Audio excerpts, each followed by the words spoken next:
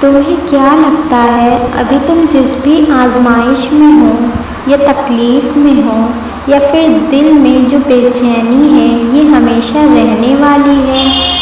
ہاں بالکل، یہ وقت آسان نہیں ہوتا، لیکن اس کا مطلب یہ بھی نہیں ہے کہ اس بے چینی سے تم نکل ہی نہیں پاؤ گے۔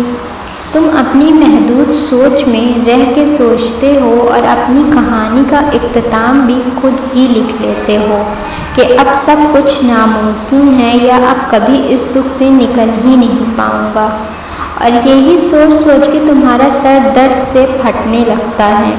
لیکن تم یہ بھول جاتے ہو کہ رب کے جواب تو ابھی تک آئے ہی نہیں ہیں، وہ تو وہاں سے وسیلے بناتا ہے جہاں تم اپنی طرف سے کہانی کا اختتام کر چکے ہوتے ہو۔ مت بھولو کہ وہ رب اپنے بندوں کو کبھی بھی تڑپتا ہوا نہیں چھوڑتا۔ اور پھر سورہ حج میں تمہارا رب فرما رہا ہے کہ میں تو دوست ہوں تمہارا، اور وہی تمہارا دوست ہے اور خوب دوست ہے اور خوب مددگار ہے۔ یقین رکھو اس رب پر، وہ تمہارے لیے کبھی غلط فیصلہ نہیں کرے گا۔ سورہ انفال میں فرمایا گیا ہے، اور اللہ بہترین منصوبہ ساز ہے۔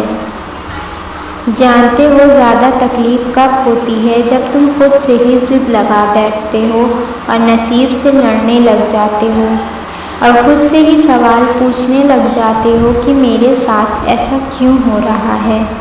پھر یہی ضد تکلیف بن جاتی ہے، جبکہ پتہ ہے آخر میں آنا اس ذات کے پاس ہی ہے، اس رب کی رضا میں ہی راضی ہو کے سکون ملے گا، اس ذات کے کن پہ یقین رکھ کے ہی سب کچھ ملے گا۔ یاد رکھو اللہ کبھی بھی اپنے بندوں پہ ظلم نہیں کرتا، انسان خود ظلم کرتا ہے اپنے آپ کو خود کو معاف نہ کر کے۔ وہ ذات تو المتین ہے یعنی طاقت والا، پھر وہ تمہیں کیسے کمزور رہنے دے سکتا ہے؟ وہ جو الوکیل ہے کام بنانے والا، پھر وہ تمہاری کہانی کیسے ادھوری چھوڑ سکتا ہے؟ بھول جاؤ جو ہو گیا، بھول جاؤ جس نے کیا کہا کیا کیا، سب اللہ پہ چھوڑ دو، یہ مت سوچو کیا تم تنہا ہو۔ سورہ حدید میں فرمایا گیا، اور جہاں کہیں بھی تم ہو وہ تمہارے ساتھ ہے۔ القرآن، وہ تو تمہیں توڑ کر تم میں ہی داخل ہو جاتا ہے، اور ٹوٹے ہوئے دلوں میں ہی تو اس کا بسیرا ہوتا ہے۔ اس ذات سے تمہاری روح وابستہ ہے، تمہارا کام صرف مانگنا ہے، وہ بھی یقین اور صبر کے ساتھ۔ یاد رکھو اس ذات کو یہ فکریں نہیں ہوتی کہ کیسے دینا ہے تمہیں، وہ تو بس فرماتا ہے ہو جاؤ اور سب ہو جاتا ہے۔